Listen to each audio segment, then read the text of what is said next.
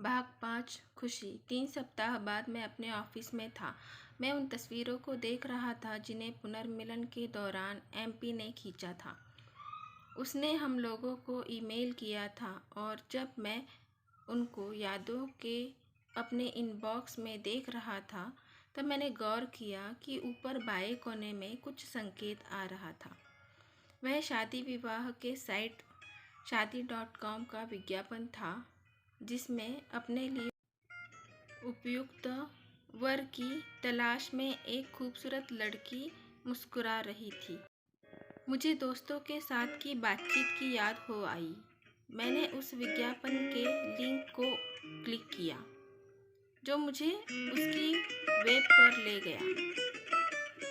मैंने सर्च का विकल्प दबाया और कुछ ही समय में परिणाम मेरे सामने था। चुनाव के लिए बहुत सारी लड़कियां थीं वहाँ। उनमें से कुछ तो बहुत सुंदर दिखाई दे रही थी और मैं सबको चेक करना चाहता था, लेकिन इससे पहले कि मैं छठी लड़की का प्रोफाइल देखता, मुझे यह संदेश मिला कि वेबसाइट के साथ अपने रजिस्टर करवा लेना चाहिए, क्योंकि उससे बिना मैं और प्रोफाइल नहीं देख सकता। ट्रेलर खत्म हो चुका था और पूरी फिल्म देखने के लिए पहले मुझे अपने आप को पंजीकृत करवाना था। उस दिन मेरे पास अधिक काम नहीं था, इसीलिए मैंने सोचा मुझे उस वेबसाइट पर अपनी प्रोफाइल बना ही लेनी चाहिए। हैप्पी, अमरदीप और एमपी से मैं यही कहता हूँ, जबकि बात इसकी उल्टी थी, उसका उल्टा। वेबसाइट पर उन सुंदर चेहरों ने मुझे मजबूर कर दिया कि मैं अपने व्यस्तताओं के बीच से उनके लिए समय निकालूं, जबकि अगले ही दिन मुझे एक व्यक्ति को प्रोजेक्ट देना था। किसी ने सही ही कहा है, 3 चीज़ें, धन, औरत और मैं अक्सर तीसरी चीज़ के बारे में भूल जाता हूँ। दुनिया में कुछ भी संभव करवा सकते हैं। आखिरकार मेरी प्रोफाइल वेबसाइट पर आ गई। मैंने अपना एक अच्छा सा फोटोग्राफ लगाया और ऐसी सभी बाधाओं को क्लिक करके दूर कर दिया जो मुझे ढूंढने वाली लड़की से मेरा अता पता छुपाने के लिए कहती हो। मैं इस बात का उल्लेख करना भी नहीं भूला कि मैं अपने काम के सिलसिले में अमेरिका और यूरोप जा चुका हूँ। करीब घंटे भर बाद मैं उन प्यारे चेहरों को देखने के लिए पूरी तरह लैस हो चुका था। मैंने वेबसाइट पर सभी पंजाबी लड़कियों का विकल्प चुना और सर्च के बटन को क्लिक कर दिया। मेरी उस खोज के परिणाम सामने आए। उनकी संख्या सैकड़ों में थी। यह तो काफ़ी उत्साहजनक था, लेकिन मैं उनमें से करीब 50 के आसपास के प्रोफाइल ही देख पाया था कि मेरी आंखें थक गई। फिर भी उन 51 लड़कियों में कुछ तो ऐसी थी जिनसे मैं संपर्क साधना चाहता था, लेकिन मैं ऐसा कर पाता कि उससे पहले ही दिल को दर्द पहुंचाने वाली घटना घट गई। उन प्यारे चेहरों से बात करने के लिए मुझे वेबसाइट को भुगतान करना था। मुफ्त का भोजन जैसी वहाँ कोई चीज़ नहीं है। उफ, मुफ्त में बस यही सुविधा थी कि मैं उनकी प्रोफाइल वाले पेज पर जाकर एक बटन दबाकर उनमें अपनी प्रोफाइल दिखा सकता था। वह उनके इनबॉक्स में मेरी तरफ से मैसेज की तरह जाता, लेकिन अगर वे भी मुझमें रुचि दिखाते तो भी मुझे उनका ईमेल तभी मिलता जब तक कि मैं उनका भुगतान नहीं कर देता। मैंने चेक किया कि इसके लिए वे कितने पैसे मांग रहे थे। साल भर का प्लान लेने के लिए 3000 रुपये। बिल्कुल नहीं, मैंने अपने आप से कहा। मैं भुगतान तो तभी करूँगा जब मुझे उन सुंदरियों के सकारात्मक जवाब मिले। तब तक जब भी मेरा मन हो वेबसाइट पर जाऊं और किसी लड़की की प्रोफाइल पर जाकर उसमें अपनी रुचि जताने का बटन दबा दूं। यह शादी.com से मेरे अनुभव की शुरुआत थी। हैप्पी, अमरदीप और एमपी के अलावा उस साइट पर मेरी प्रोफाइल होने की बात कोई नहीं जानता था।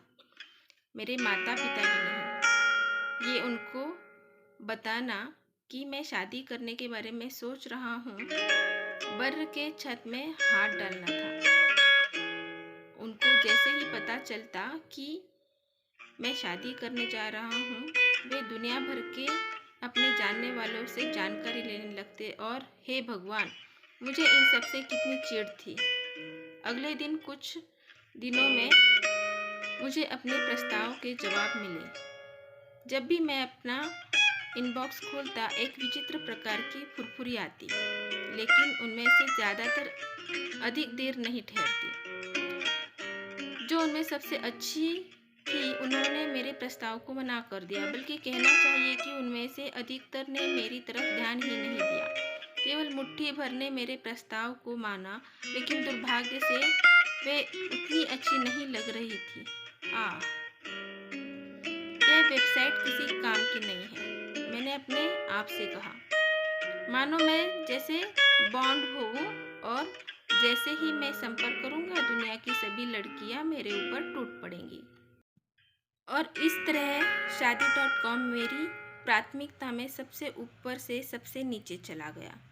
समय गुजरता गया और मैं 2 या 3 सप्ताह में साइट पर एक बार जाता, जिन लड़कियों के प्रोफाइल मुझे जचते उनमें रुचि दिखाने का बटन दबा देता।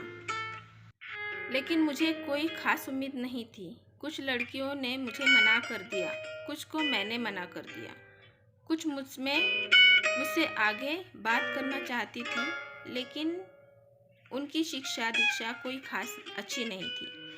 कुछ ने मेरे सेल पर फ़ोन किया, कुछ को मैंने SMS भेजे।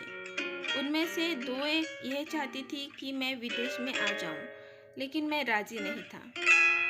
कुछ दूसरों को मैं यह नहीं समझा पाया कि इंडिया रहने के लिए बेहतर जगह है।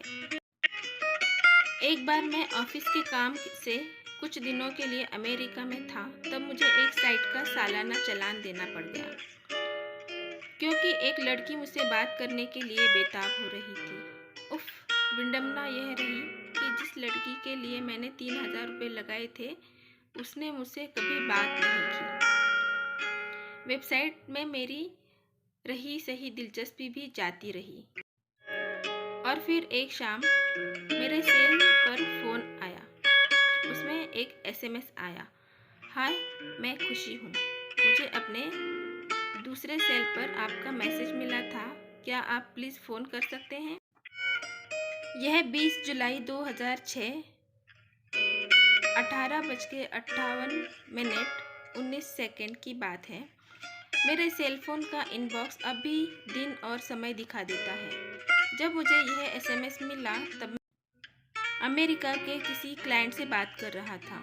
मुझे तुरंत याद आ गया कि यह उस प्रोफाइल वाला नाम है जिसने मुझे 1 सप्ताह पहले मुझसे सहमति मिली थी।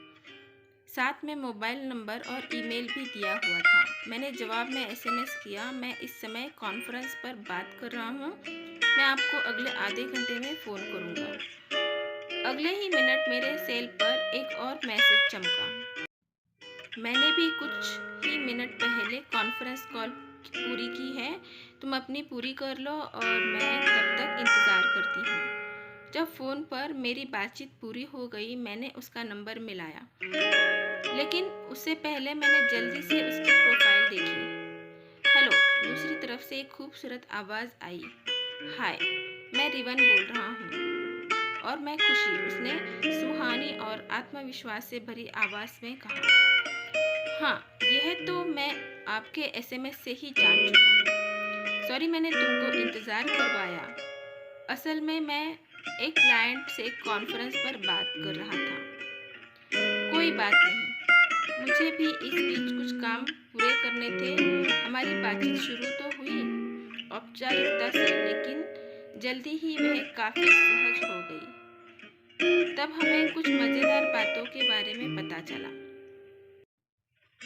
मुझे पता चला है कि आप 1982 के फरवरी महीने में पैदा हुए थे, उसने कहा। अगला भाग देखने के लिए मेरे चैनल को लाइक, शेयर और सब्सक्राइब करें। धन्यवाद।